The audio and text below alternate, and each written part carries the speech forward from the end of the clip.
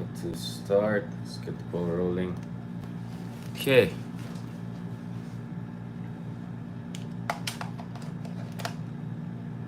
Maliit lang ano natin dito.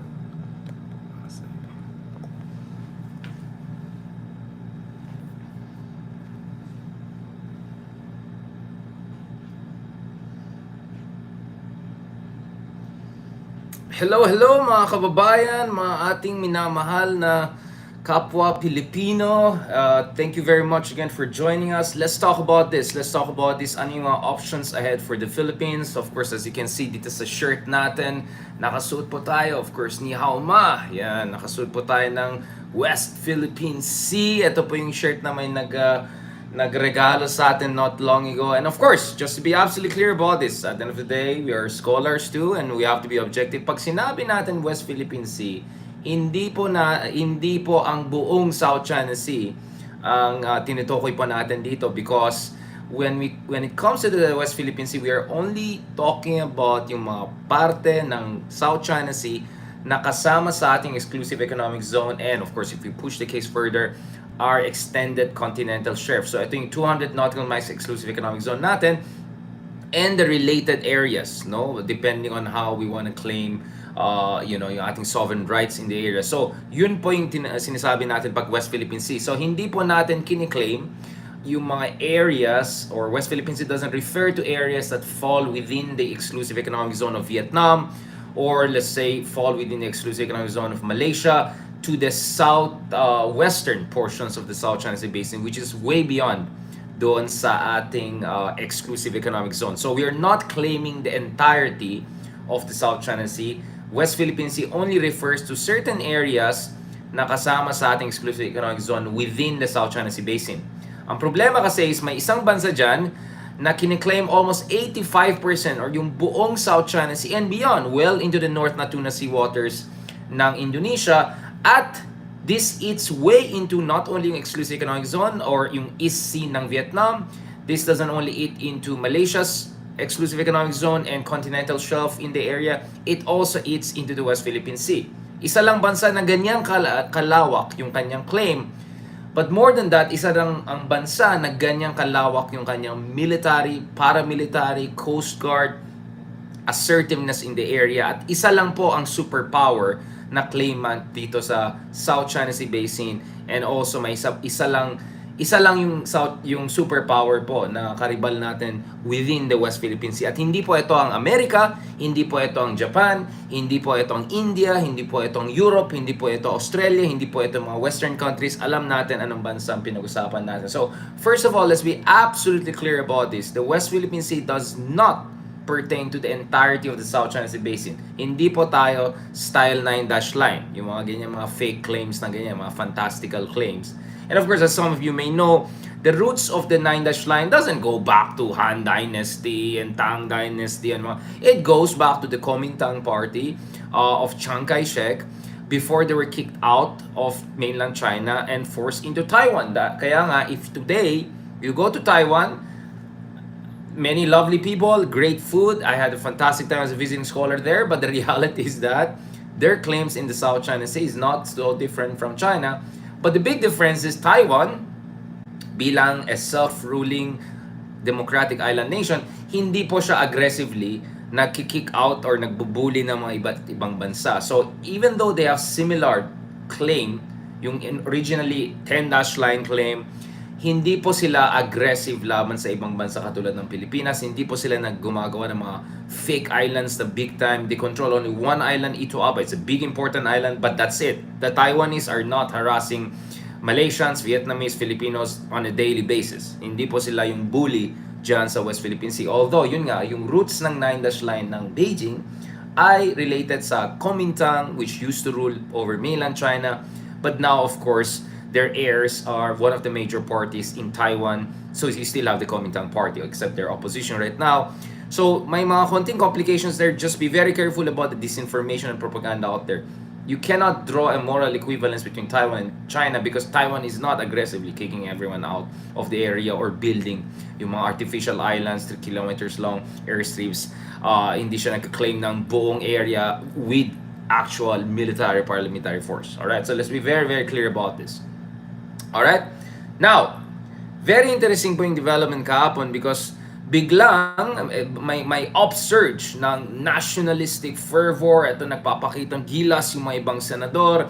Now in fairness, some of the senators, Senator Rizzo Ontiveros, I would say Senator Anggarin, in fairness to him, Senator Rafi Tulfo, I would say Senator, even Mig Zubiri, no? In fairness naman to them, throughout the months and years, they were sufficiently critical, and in some cases, in the case of Rizzo Ontiveros, very tough doon sa South China Sea, West Philippine Sea issues, no? Especially about dun sa ating patriotic claims. But, there are a couple of senators who were making a lot of noise, or a lot of chest stomping, West Philippine Sea, all of that over the other day, over the other evening. But let's not forget, these are people who are key allies of a former president who is, wait lang, nasan si tatay? Where's Duterte? What is he saying about the West Philippine Sea, alright? Where were these senators when a suspected Chinese militia vessel sunk and almost drowned dozens of Filipino fishermen back in 2019 during the Reed Bank Red Topang crisis? Nasaan po yung mga senador na yan nung binubuli tayo sa Whitsun Reef? Nasaan po yung mga senador na yan nung binubuli tayo dun sa mga military grade laser na pinupoint sa ating Coast Guard? Nasaan po sila all those years from 2016 to 2022 and above, no? Na constantly hinaras tayo, constantly may militarization. Nasaan po sila? So bago magpakitang gilasan ng iba, sana naman, diba? You showed the same level of patriotism when we really needed it, because now, at least, in fairness to President Marcos Jr., at least rhetorically speaking, he has drawn the line. We have no territorial disputes with China because what China is claiming has no basis in international law. He is very clear about the final and binding nature of the Philippines Arbitration Award. And in fairness naman to him, he has appointed people like Gibo Chodoro who have made it very clear. ETCA, what we do with our alliances, is none of anyone's business. Right? No matter what some other people think or what special envoy ang pinapadala ng China dito, or you get what I'm saying. So, in fairness naman, I think President Marcos Jr. has got some of the basic things right, or at least this administration got some of the basic things right. He has very veteran people in charge of Foreign Defense Ministry, from Gibo Chodoro to Babe Romualdez, very capable people who have done a fantastic job of at least drawing the outlines of what is necessary for the Philippines and drawing also the red line, right? Now, ayan. Well, speaking of which, I mean, interestingly, so isang senator dito na di ba, silang yung tatay, biglang matapang na, di ba? I mean, but it's a telltale of the rapid transformation in Philippine-China relations downwards, no? After 6 years of supposed golden era under President Duterte. So now you have no less than Senator Bongo, right? The right-hand man of the former President Duterte, even he coming out and saying, stop bullying us, telling to China. Alright, wait lang, di ba nasa China lang sila for special mission the other month? Well, so now you have even these people, right, coming out and saying, hey, stop bullying us. So that just tells you how things are shifting. You also have people like Senator Francis Tolentino, former political advisor of Duterte, who over the past 6 months or so, in fairness to him, has taken also a tough patriotic stance on the West Philippines. And in fact, he has even pushed for quadrilateral security cooperation with Australia, Japan, and US para protektahan natin ang West Philippine Sea. And guess what? Ito po ang gusto ng taong bayan. Survey after survey after survey, the Filipino people have made it clear. More than 90% of Filipinos want the Philippines to take a tougher stance in the South China Sea, to take back some of the islands, or supposed islands taken away from us. Obviously, we're talking about Scarborough Shoal. But more importantly, we also have many Filipinos, more than 8 out of 10, saying we have to build ties with like-minded powers to better protect our national interest. Dahil hindi po ang India, hindi po ang Japan, hindi po ang US ang nagka-claim sa West Philippine Sea. Hindi po silang nagbubuli sa atin. So, let's get those basic facts right. Nor are they the ones threatening to invade Taiwan. Let's also get that basic fact right, okay?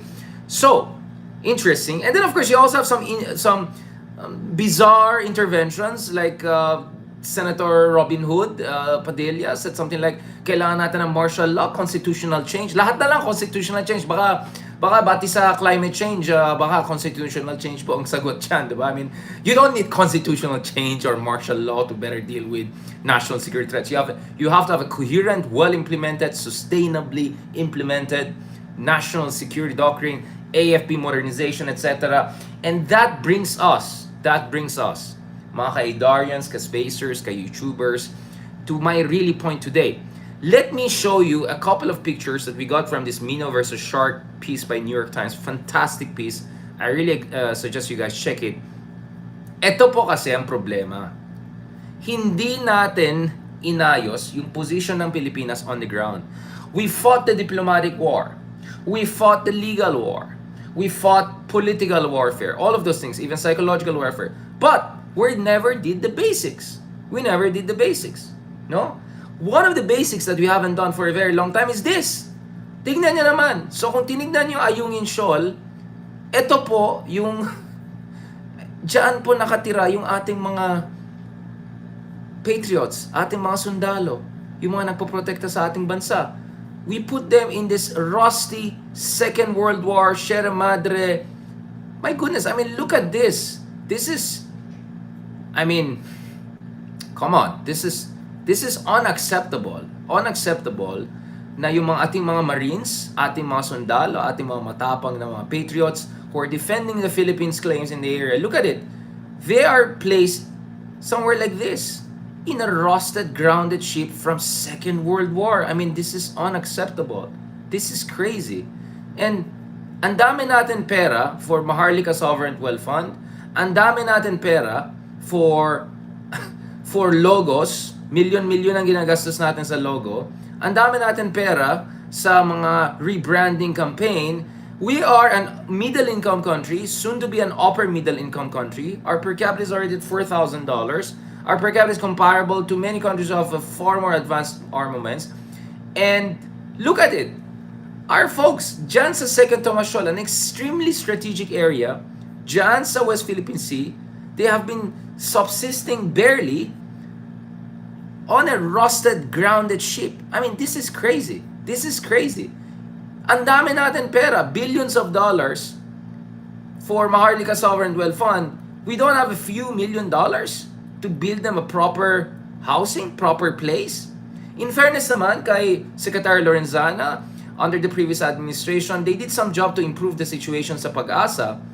But the situation sa Ayungin Shoal, sa Scarborough Shoal is unacceptable. This is crazy. Living on rusted ship, barely surviving. We have to constantly resupply them from air, from sea. At ngayon, ang ginagawa lang ng China is they're stopping the resupply. And ayon sa China, apparently, the Philippines is now looking at building some basic facilities for us, finally. And for China, you shouldn't do that. That is provocative. That is against their indisputable sovereignty. According to what? Which international court? Last time I checked, there was one international court ruling and it says walang basis yung 9-dash line nila. And wait lang, China telling us we have no right to construct anything or improve our facilities there? For heaven's sake, look at just Fiery Cross alone. They built kilometers long airstrip there. They have all of this state-of-the-art facility. Pwede ka maglagay ng mega mall dyan or pwede ka maglagay ng Mall of Asia dyan. It's a huge, gigantic fake islands they made over low tide elevations. And then we don't have a right to slightly improve yung conditions ng ating mga sundalos, ating mga patriots dyan sa Ayungin Shoal. I mean, my goodness, look at these pictures. It's insane. I mean, go to the New York Times, type Mino versus Shark. Kawawa talaga yung mga ating sundalo. This is unacceptable. I completely don't buy the nonsense excuse na wala tayong pera for having a single squadron of advanced. I mean, Pakistan and Vietnam. I mean, Vietnam was poorer than us until recently, and Pakistan is still way poorer than the Philippines. These countries have squadrons of advanced modern jet fighters, advanced MiG fighters or Sukhoi fighters with Vietnam, F-16 fighters in Pakistan, or Jordan for that matter. And guess what? A lot of that is also coming from the United States on very good terms. So, ang dami natang kapalpakan over the years. Ang dami natang kapalpakan over the years. I mean, this is crazy. We didn't get the most out of our alliance with the US. We didn't get the proper squadrons, fighter jets, etc. on good terms. At the same time, we have all sorts of excuses for having no money to take care of our own people when, according to the data of our own government, in 2019, more than 700 billion pesos just went to corruption. We have more than $10 billion goes to corruption every year, and that's in my estimation, very conservative estimate, we have billions of dollars to put for Maharlika Sovereign Wealth Fund. We have no money to put to make the conditions better. This is unacceptable, mga kameta. This is completely unacceptable. This is pathetic. This is pathetic. We have no right to play tapang-tapangan. Ayan, sobrang konya. Tapang-tapang. Hindi tayo pwede magtapang-tapangan tapos ganyan yung ano natin on the ground. Ayusin naman natin. Grabe naman yan. So since late 1999, no? We just grounded the ship there and put a bunch of soldiers on a rusty, half-sinking, horrible, apocalyptic-looking vessel to protect Ayungin Shoal. I mean, this is unacceptable. Ilan administration na nakadaan, dumaan over the years since 1999? 4, 5 administrations? What the heck have been they doing? Why are they not doing anything about this? Why are they not getting help from our allies and friends to do something about this? And how dare China to tell the Philippines you have no right? You have built kilometers and kilometers of fake islands and airstrips. Now, we want to make sure na hindi kawawa yung ating mga troops yan. Biglang bawal na, biglang we are provocative and all. Come on, guys. Come on, guys. I don't buy this. I also don't buy an excuse na wala tayong pera, wala tayong resources. That's complete nonsense. That's complete nonsense. That's complete nonsense. We have to end this nonsense situation. We have to improve the situation on the ground. As I said, in fairness naman sa Secretary Lorenzana, did something about the airstrip, yung parang kawawa rin yung mga nasa Pag-asa, may mayor pa nga tayo and community there. But itong Ayungin Shoal situation is crazy. Something has to be done about this. This is an unacceptable situation. Alright? Now, having said that, the next question we have is this. Guess what? We have filed hundreds and hundreds of diplomatic protests against China over the past year or so because of the bullying that is happening in the West Philippine Sea. Ang tanong, gumana ba? Hindi. Ibig sabihin ba na hindi tayo mag-protest? Hindi rin. Anong katangahan niya na sabihin mo huwag na tayo mag-protest kasi walang response? No. The logic there is necessary but not sufficient. Paki-Google yung principle na yan. We need to protest diplomatically. It's an SOP. But should we stop there? Hanggang dyan lang tayo? Or should we consider other options? And this is where a number of options have been thrown out. And one of them, speaking of patriotic, consistent, matapang, maayos, respetable, dignified senators, Senator Riza Ontiveros most recently pushed for a resolution whereby she said, maybe one of the things we should do, perhaps she didn't say it actually, maybe she said we should do this, is to push for a resolution in the United Nations General Assembly. Bakit General Assembly? Because the United Nations Security Council, andun yung China, they'll automatically veto this. So katulad ng ginawa ng Ukraine and their friends, back in 2022, they pushed for a UN General Assembly resolution, and guess what? Only 3-4 countries, I don't know, Eritrea, Syria sided with Russia, but vast majority either side with Ukraine or at least abstain, right? So very few stood by Russia. Now, we have no illusions about many poor countries who are dependent on Chinese trade investment to go against China. But how many countries can China get to their side? Or the very fact that the Philippines can get 20, 30, 40, 50, I mean, you can count already much of the West. That's already 30 countries or so, right? Plus Japan, Korea, a couple of countries probably in ASEAN, a couple of countries here and there. So you can probably bring 30, 40, 50 countries together to say something tough against sa nangyayari sa West Philippines. In fact, we can be very diplomatic about this. Like the resolution doesn't have to directly criticize China or directly say China is this and that. But at least indirectly, we can come up with a resolution that says aggressive, coercive actions, etc., that unilaterally change status quo are unacceptable, and also reiterate the finality of United Nations Convention law of the Sea, not some mumbo jumbo 9-dash line, Forsha, whatever fantastical stuff, as a basis for dealing with territorial disputes in the South China Sea. I think this is one option you have to look at. There are other options too. For instance, we can withdraw our ambassador. We can downgrade our diplomatic ties with China. Right. By the way, China exports more to the Philippines than the Philippines to China. We constantly run trade deficit with China. So mas malaking kinikita ng China sa Pilipinas kaysa ang Pilipinas sa China pagdating sa trade. Speaking of investments, well, I call it pledge trap because nasaan po yung big ticket investments ng China. Nasaan po yung high-speed railway from Subic to Manila? Saan po yung Mindanao Wide Railway? I don't see any of those things. So, keeping all of these things in mind, keeping all of those things in mind, what I'm saying is that it's extremely important for us to hold our ground, stay the course, and if need be, Marcos administration should communicate it to the Chinese that if this kind of behavior keeps on persisting, the Philippines will have no choice but to go for an EDCA on steroids, right? EDCA on steroids. Because so far, Marcos is saying, let's just stick to a kind of an EDCA which is minimal, right? An EDCA which is not for any offensive purposes, just helps us to build our HADR capacities, humanitarian assistance and disaster relief operations, a kind of, that helps us with some modernization. These are some of the raw skeletal sites we're giving to them, Cagayan, and no, but what we can say to them is that if we keep on doing this, we're gonna allow our allies to put Patriot missile systems, to build massive facilities closer and closer to Taiwan, maybe even on Fuga Island. So this should be an option. So the Philippines has to leverage its existing alliance and not be coy, not be timid, not be easily manipulable. And ayoko rin yung mga pa-chest thumping, yung mga popogi na gano'n. What we need is consistency. It's a strength of character. And guess what? As I always said, if you're weak, bullies have contempt for you. But if you're strong and you stand your ground, you'll get their grudging respect. That's exactly why we see a lot of our neighbors, Indonesia for instance, doesn't have the biggest military in the world. They also have a lot of their own problem, but they stood their ground.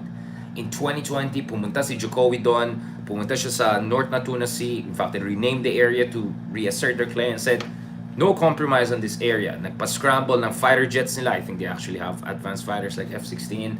And Indonesia is not much wealthier than the Philippines on the per capita basis. So they stood their ground. And after that, medyo nagdadalawang-dalawang isip ng mga Chinese over that. So, and at the same time, they're still having trade, investment, and great relations with China. So, you have to stand your ground. You have to be strong to be respected by the strong. That's just how it works. If you're weak, your allies are not gonna think you're reliable. The bullies are gonna think you're easy and you're a pushover. And speaking of all of this, kamusta si Tatay Jetski? Nasaan po yung kanyang katapangan? Nasaan yung tapang-tapang style niya ni Mayor? Alright? Ano pang sinasabi niya sa West Philippine Sea? Di ba envoy siya? Di ba napakagaling niyang diplomat? Ano pang ginawa niya? What has he achieved for us? 6 years of presidency, the situation in the West Philippine Sea got worse. More Chinese militarization in the area. Bullying. Tignan mo what happened with the Reed Bank and Recto Bank. Nangyari yan hindi panon ni Pinoy. Hindi yan nangyari nung nagka-arbitration tayo. Nangyari yan panon ni... Alright, I love China. So again, I'm 100% for greatest possible relationship with all our friends, our neighbors, and also with China. China is a great civilization. They're fantastic, hardworking people. A lot of my great friends are people from Chinoy background or Chinese background. They have a lot of respect for Chinese civilization and their arts and culture and philosophy. I want us to have a great relationship with China. But to have a good relationship with countries, rising powers like China, we have to have self-respect. We have to have discipline. We have to have some basic capabilities, and we have to make sure hindi parang kawawa yung ating mga troops. They don't live in conditions like that. This is unacceptable. This is unacceptable. Them living dito parang sa squatter area style na ganyan. I mean, this is unacceptable. In the same way, we should not tolerate our kababayans not having proper housing. That's why socialized housing is very important. That's why I like projects like Condominium, for instance. I think ISCO did a fantastic job there. I want to see more and more of that. Vico Soto is also pushing for socialized housing. We need to also make sure yung housing na ating mga troops, defending yung ating mga karagatan, they're also not living in parang informal situation. They're living in proper facilities. And we should not be intimidated. Others, especially China, have built massive fake islands, massive military facilities. For us to build some basic accommodation for our troops there, more than 2 decades there, that's the minimum we can do. And as I said, not verbals, diplomatic protests, they're necessary but insufficient. We have to look at other options. Unless Tatay Digong in his infinite wisdom and great statesmanship comes up with a solution. Last time I checked, things are not improving, even after he, made his special Kissingerian, visit to Beijing, etc. So I don't know. I want us to have a great relationship with China, but it has to be based on mutual respect, genuine mutual respect, and recognition of our sovereign rights, even if we have a smaller country, based on modern international law, not some mumbo jumbo doctrine. All right. Thank you very much, mga kameta. I really appreciate it. Thank you for joining us. Thank you for joining us here over Space. To our friends, I look forward to your comments and suggestions and discussions. I'm going to also post my own article on the issue. This is a conversation we have to have. This is a serious issue, and there are many unacceptable things that have to change, including, so before we also criticize China, let's criticize also yung kapalpakan ng ating mga leaders after leaders after leaders who did not even bother to give basic proper accommodation and facilities for people who are protecting us in the high seas in very difficult situation. Bumabagyo dyan sa West Philippine Sea, but they're there. These people deserve better, all right? This is the minimum we can do for them. Thank you very much again, and God bless. Also, thank you very much also dito sa mga friends natin on YouTube. Thank you very much as always, JC Seneros, Madrigal Heya, kay Ma'am Jocelyn Lumber. As always, thank you so much for your support. Kay Marichu Bartoloba, kay Mira Minalov, thank you very much for your support. Archie Andal, Dan Tan, Ronaldo Bautista Pasco, ayan, ang dami na mga comments, ayan, hindi ko nabasa yun. Natasha Tamin, Ronaldo Pasco, Salo Tiamo, as in Miamo, Italiano, Bugs Lucas, Anthony Calderon Cruz. Thank you so much. Dami nagka-comments dito, nagmamahal sa atin. I really appreciate it. I hope you see where we're coming from. Yes, priorities. Let's get it right. Tama po yung sinabi ng iba dyan. Let's get the priorities right. Maybe instead of Marlica Sovereign Wealth Fund, maybe what we need is protecting our sovereignty, right? Including by making sure hindi parang kawawa yung mga sundalo natin sa West Philippine Sea. On that note, thank you very much and God bless. And thank you very much also dito sa mga supporters natin on YouTube. Mahal na mahal namin kayo. Thank you very much kay Alexander, kay P9 Travels, kay Mama Victor Baltazar. Thank you so much again for your kind support. Thank you kay Ernest Christ Ando. Thank you very much kay Science and Facts. Ayan, natutuwa po tayo kung hindi nag-aaway yung mga supporters natin. Mabait lang tayo. We're all in this together. We're just trying to have a better country, better leadership. Yeah, so thank you for our supporters who are showing their support, showing their love. Thank you kay Sakura, kay Back on Briefs, yan, Sunny Day, God bless, kay Jonathan Yamongan, yan, jet ski na, ayan, jet ski Saan, jet ski to Beijing or jet ski to Fujian, alright, thank you very much, and God bless. And again, just to be clear, this is just the exclusive economic zone of the Philippines, doesn't refer to the entire South China Sea, alright, no single country should control the entire South China Sea, that's an important thing. Maraming salamat, and God bless, and have a good day.